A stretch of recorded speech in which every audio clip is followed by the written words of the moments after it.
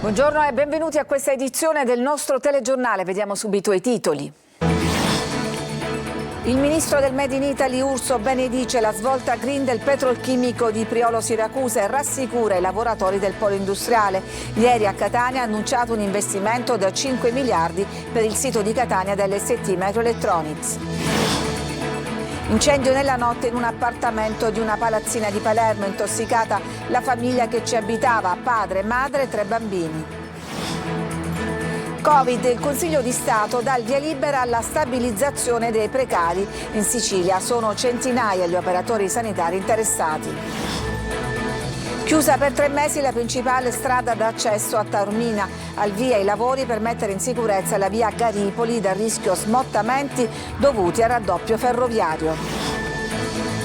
I trentenni secondo i Sansoni, 2 fratelli palermitani all'esordio al cinema, 3 case, 3 ragazzi, lo stesso obiettivo, vincere il concorso per un posto da impiegato. Calcio in Serie B, il Palermo sfida domani la Salernitana per dare l'assalto ai play-off. In Serie C, derby da non perdere per Catania e Trapani, mentre il Messina insegue oggi 3 punti contro l'Altamura per cercare di agganciare i play-out.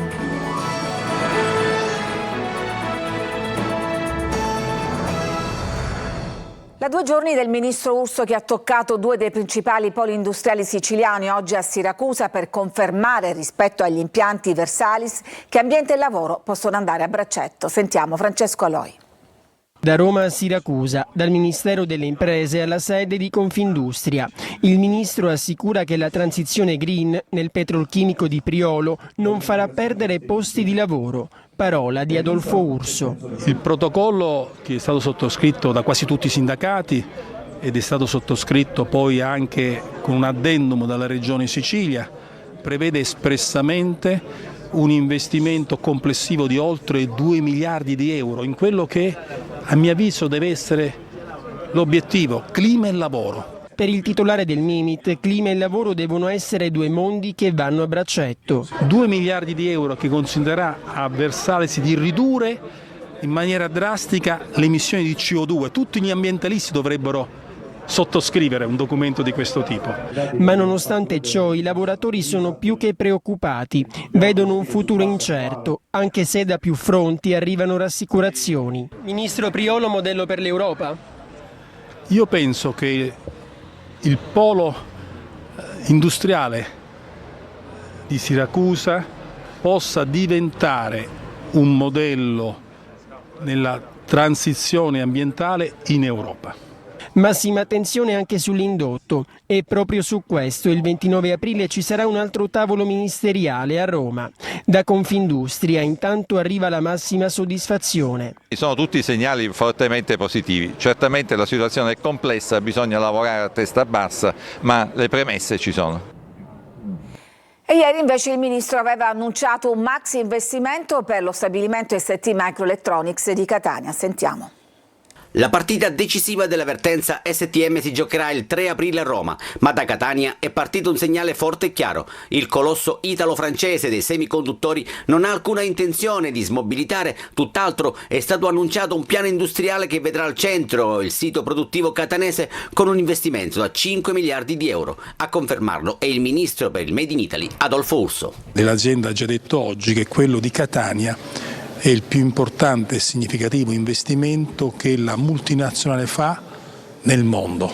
Garantire i livelli occupazionali e facilitare gli investimenti. Schifani ribadisce l'impegno del suo governo. Non lasceremo sfuggire nulla di intentato perché giorno 3 possa registrarsi una condivisione non soltanto del piano industriale che ritengo estremamente interessante, ma lo sforzo del governo e naturalmente fare in modo che i livelli occupazionali della stessa azienda non possano risentirne.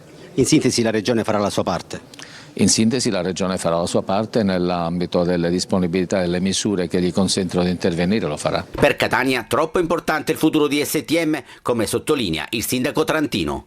È naturale che noi non possiamo governare le decisioni del mondo relativamente all'andamento dell'industria e alle fibrillazioni geopolitiche, però dobbiamo essere pronti ad anticipare qualunque congiuntura dovesse manifestarsi e credo che oggi al tavolo abbiamo dimostrato che siamo tutti pronti a recitare la nostra parte. Cauto ottimismo dei sindacati, ora tutti a Roma per il vertice del 3 aprile.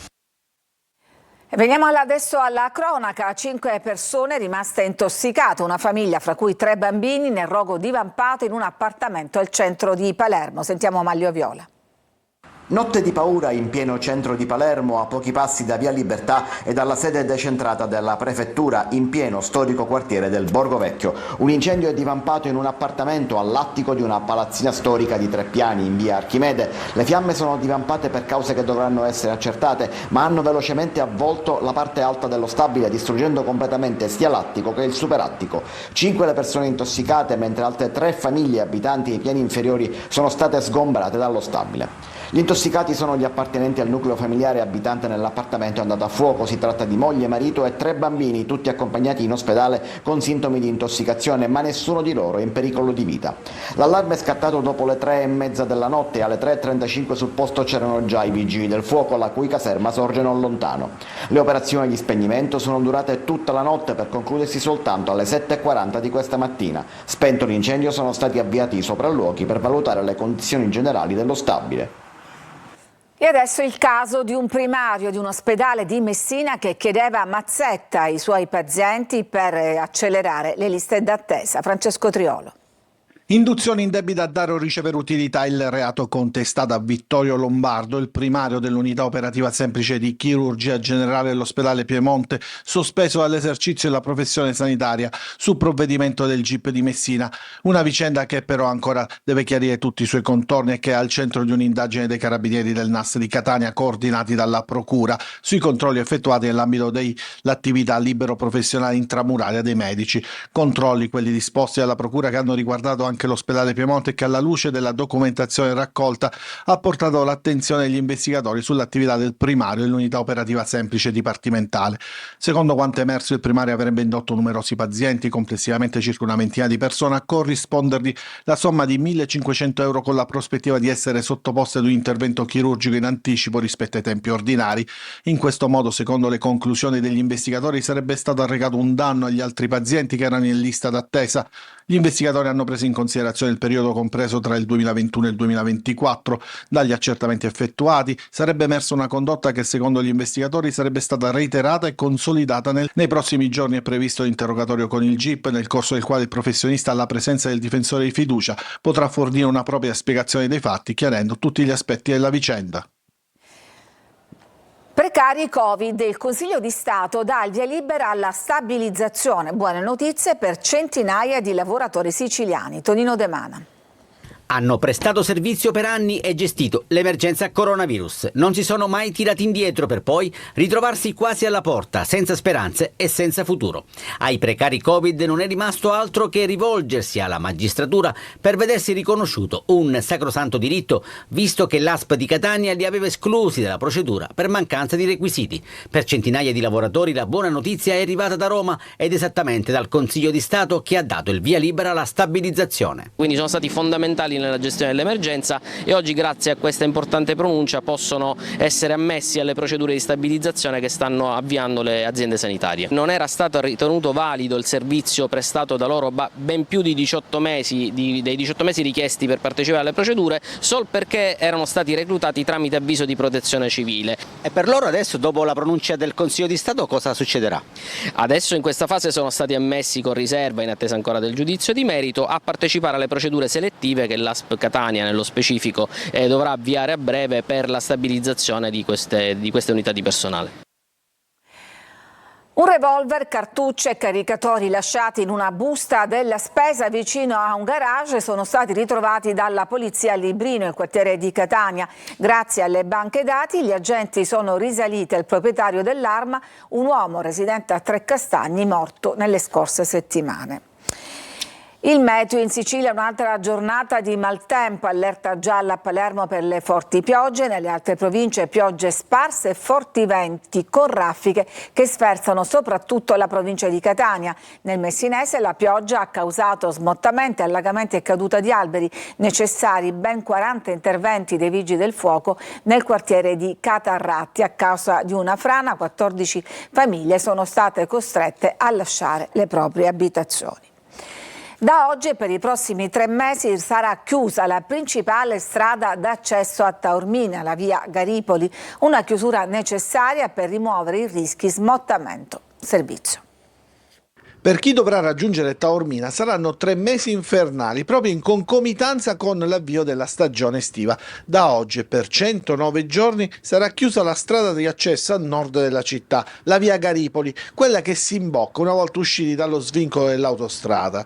Una chiusura resa necessaria per consentire la messa in sicurezza del costone prevista già nell'ambito della costruzione della nuova stazione ferroviaria della linea Giampilieri-Fiumefreddo, con la sistemazione del versante roccioso che sovrasta l'arteria tramite la rimozione di un ammasso roccioso che incombe. I disagi saranno non pochi per residenti, turisti e titolari delle attività economiche, ma l'intervento non è più rinviabile, anche perché già nell'autunno del 2021 si è verificato un distacco che aveva creato allarme. Adesso, dopo il monitoraggio del versante da parte dei tecnici di Rete Ferroviaria Italiana, la decisione di intervenire dopo la riunione operativa in prefettura, il Comune di Taormina ha disposto l'ordinanza ed un piano di viabilità alternativa, soprattutto per salvaguardare l'immagine e il sistema produttivo di Taormina e Castelmola. Ieri pomeriggio l'ordinanza del Comune ha disposto il passaggio del bypass Sant'Antonio in direzione Monte. I veicoli del trasporto pubblico locale transiteranno da via Pirandello fino al terminal bus, così come i pullman turistici che potranno arrivare ai parcheggi Porta Catania e Lumbi, con divieto di accesso al terminal bus di via Pirandello. I pullman di Gran Turismo, legati soprattutto all'attività crocieristica, dovranno invece fermarsi nel parcheggio privato della stazione ferroviaria di Taormina e nell'area di parcheggio di via Mario Arrigale Toianni, e da qui i passeggeri potranno proseguire con minibus che svolgeranno un servizio di navetta per raggiungere la città. Ci fermiamo, c'è una pausa e poi torniamo per parlare di vacanze di primavera.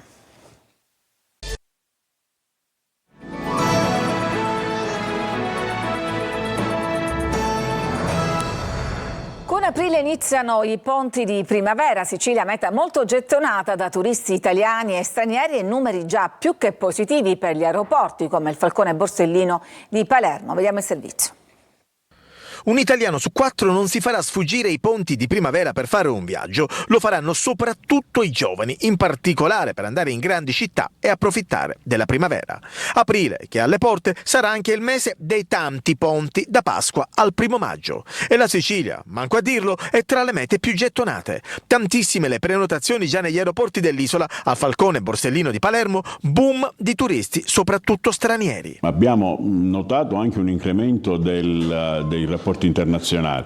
Noi abbiamo circa 100 connessioni, 96 per l'esattezza, molte di queste sono internazionali, il 30% dei nostri passeggeri sono internazionali. Questo è molto positivo perché significa che la Sicilia attrae anche dal punto di vista dei rapporti non solo italiani o europei ma anche esterni. Passi avanti anche per la destagionalizzazione in Sicilia. Più cose si fanno, festival, convegni, riunioni, e più evidentemente si attira. Mi permetterei di dire che questo significa anche migliorare le condizioni non solo di accoglienza in aeroporto, che sono già abbastanza positive, in qualche caso ottimali, ma le condizioni di accoglienza delle infrastrutture, dei servizi, degli alloggi, della vita comunque. La vacanza sarà nella maggior parte dei casi di 2-4 giorni, ancora più lunga per i giovanissimi. In Sicilia e anche da Palermo arriveranno molti turisti americani, francesi e tedeschi. E proprio Vito Riggio sarà uno degli ospiti della puntata di oggi del Punto, curato e condotto da Luca Ciliberti, che ci ha raggiunto qua in studio. Dunque Luca, parlerete di aeroporti.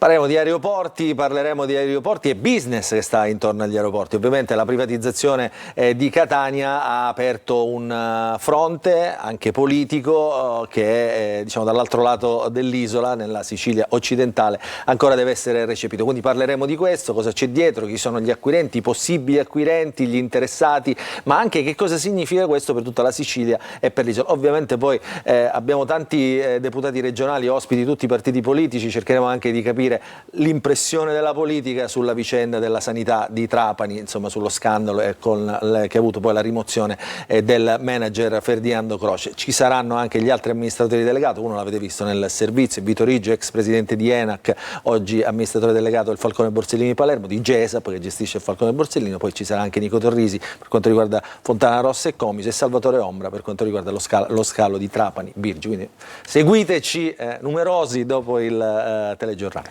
Lo ricordiamo, in onda alle 14.30 dopo il TG e domani alle 14 replica su Antenna Sicilia, Il Punto. E adesso con i Sansoni che vanno anche al cinema con il film E poi si vede, raccontano in modo divertente com'è difficile essere giovani oggi. Desiree Ferlito. Ci sono i cappuccini! Cappuccino, sì!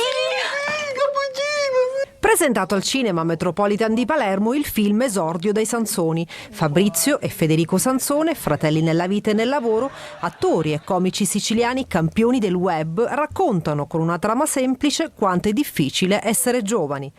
3 case, 3 ragazzi, lo stesso obiettivo: vincere il concorso per un posto da impiegato nell'ufficio legale del comune. Federico, laureato in giurisprudenza, ma solo per compiacere il padre consigliere, spera in una sua raccomandazione che non arriverà mai. Tu sei figlio di Giuseppe Pagano e Giuseppe Pagano, da 20 anni consigliere comunale di Malvasia, non ha mai raccomandato nessuno. Detto questo, ci vediamo stasera. Fabrizio, avvocato sulla carta ma non praticante nella vita, tenta di superare l'ennesima prova statale, e Luca, interpretato da Giacomo Ciciriello, che da quando è nato ha avuto sempre la strada spianata.